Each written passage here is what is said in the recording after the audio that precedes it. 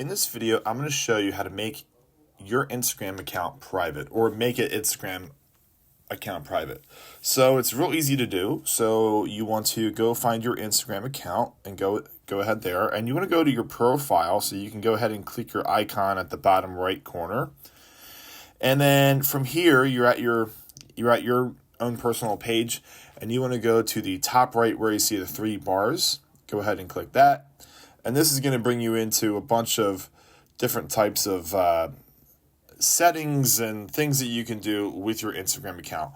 But to make it private, you just want to scroll down until you see account privacy. And once that loads, you can see that mine is currently set to public.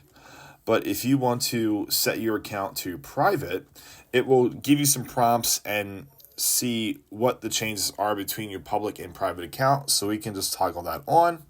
And again, it will give you what's going to happen with your account, who can see it, who can reuse your stuff. It's going to give you all the prompts that you want.